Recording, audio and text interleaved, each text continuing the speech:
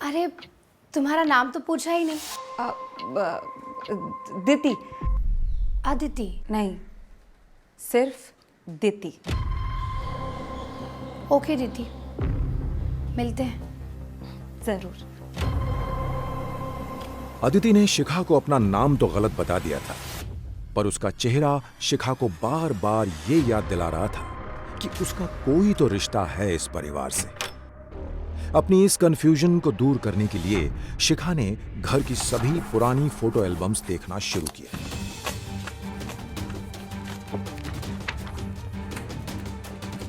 पर उसे ऐसा कुछ नहीं मिला जिससे उसका शक सच साबित हो। पर तभी अचानक उसे एक बहुत पुरानी फोटो दिखाई दी, जिसे देखने के बाद उसका शक यकीन में बदल गया। माँ, ये तस्वीर किसकी है? ये तुझे कहां से मिली? आप वो छोड़िए, पहले ये बताइए कि इस तस्वीर में ये लड़की कौन है? ये अदिति है, तुझे तो पता है ना? जानती हूँ माँ, पर ये तस्वीर उस लड़की की भी है जो सर्वेंट रूम में रुकी है। क्या बकवास कर रही है? तू उससे कब मिली? मैं गई थी उससे मिलने। माँ, वो आपकी बेटी है। आपने उन्हें सर्वेंट रूम में क्यों रखा है? चुप कर शिखा, तू कुछ नहीं जानती है। और ये बात किसी को बोलना नहीं, प्लीज अपना मुंह बंद रखना, क्योंकि अगर ये बात प्रणव या उसके पापा को पता चल गई ना तो सब बर्बाद हो जाएगा। पर माँ, आप मेरी बात क्यों नहीं समझ रही हैं? क्या हुआ शिखा, कोई परेशानी? बात कालिंदी के हाथ से निकल चुकी थी। पापा, सर्वेंट रूम में रुकी हुई लड़की कोई और नहीं, आपकी बेटी अदिति है। ये क्या बकवास कर रही हो? मैं सच कह रही हूँ पापा। कालिंदी, ये मैं क्या सुन रहा हूं? अदिति इस घर में क्या कर रही है? क्या हुआ पापा, आप इतना चिल्ला क्यों रहे? ये अपनी मां से पूछ, जानता है इसने क्या किया है? अदिति को वापस इस घर में पनाह दी है। क्या? मां, आप अदिति को अभी घर से बाहर निकालो। क्या कह रहे हो प्रणव? तुम्हारी बड़ी बहन है वो। बहन? मेरी कोई बहन वहन नहीं है, वो मेरे लिए मर चुकी है। बहन नहीं है मतलब? दरअसल अदिति राजवीर और कालिंदी की बेटी है ही नहीं। बात उस समय की है जब राजवीर और कालिंदी एक दूसरे से प्यार करते थे, पर कालिंदी के पिता को यह रिश्ता मंजूर नहीं था। उन्होंने बिजनेस का फायदा देखते हुए कालिंदी की शादी जबरदस्ती एक 60 साल के बूढ़े आदमी से करवा दी, जो शादी के बाद कुछ ही महीनों में चल बसा। पर तब तक अदिति कालिंदी की कोख में पलने लगी थी। इस सब के बावजूद भी राजवीर ने कालिंदी को अपनाया और उससे शादी कर ली। इस तरह अदिति राजवीर की सौतेली बेटी बनी और प्रणव की सौतेली बहन। राजवीर ने अदिति को पिता का नाम तो दिया, पर पिता का प्यार कभी नहीं दे पाया। मां, मैं आपको कह रहा हूं ना, अदिति का इस घर में रहना ठीक नहीं है। मैं नहीं चाहता कि उसका मनुष्य साया हमारे इस घर पर पड़े। मैं उसे अभी घर से बाहर फेंक के आता हूं। एक मिनट प्रणव। पापा, आप हमेशा कहते हैं ना कि इस घर में बेटों से ज्यादा बेटियों की सुनी जाती है, और मैं तो आपकी बहू हूं, बेटी से बढ़कर। तो आज सवाल आपकी बेटी और बहू दोनों का है। मुझे पता है पापा, आप कोई गलत फैसला नहीं लेंगे, और अपने परिवार के अलावा और कौन साथ देगा उनका? आखिर है तो वो इस घर की बेटी ना। क्या राजवीर अदिति को घर में रहने का मौका देगा? अतीत में ऐसा क्या हुआ था जिसकी वजह से राजवीर और प्रणव अदिति से इतना नाराज, इतना गुस्सा थे कि उसे इस घर में एक पल के लिए भी नहीं देखना चाहते थे? ये साधारण सा दिखने वाला झुंझुना दरअसल एक बहुत ही शक्तिशाली यंत्र था, जिसकी ध्वनि जिस भी इंसान के कान में पड़ती थी वो मजबूर हो जाता था वो करने पर जो अदिति उससे करवाना चाहती थी। ठीक है, मैंने फैसला कर लिया है।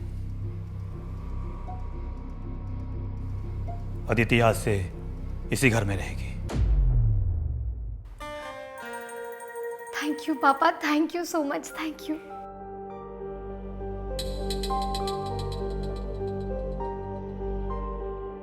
देखते ही देखते 2 महीने बीत गए और अदिति ने इस घर में अपनी जगह बना ली। पापा आप अचार लेंगे? नहीं। थोड़ा सा। ठीक है, मैं गरम पराठे लेकर आती हूँ। अच्छा सुनो, जी? बैठो, हमारे साथ बैठ के नाश्ता करो। नहीं पापा, आप सब खाइए, मैं बाद में खाती हूँ ना।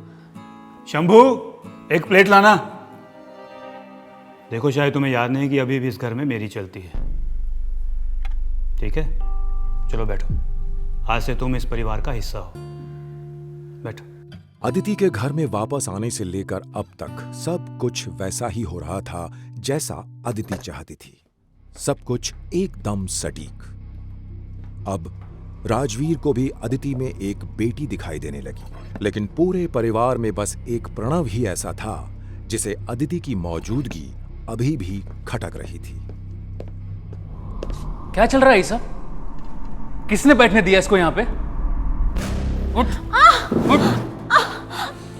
जैसे ही प्रणव ने अदिति के बाल खींचकर उसे उठाया, अदिति को वो सब कुछ फिर से याद आ गया जो उसके साथ 7 साल पहले हुआ था। अदिति, बर्थडे पार्टी में मजा आया ना? हाँ भैया, बहुत मजा आया।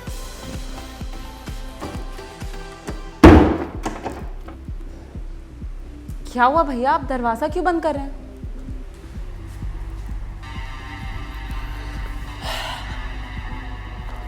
भैया आप शर्ट क्यों उतार रहे हैं?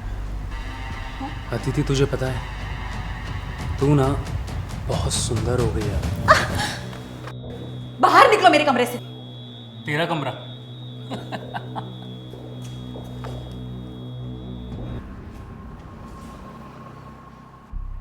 ये घर, ये कमरा सब मेरे बाप का है, समझी?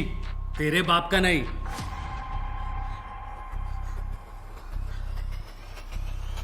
छोड़ो मुझे। क्या कर रहे हो? शर्म नहीं आती तुम्हें अपनी बहन के साथ ये सब करते हुए? बहन? तू कोई मेरी बहन नहीं है। तू तो छोड़ो मुझे। जाने दो, छोड़ो। मम्मा! पापा!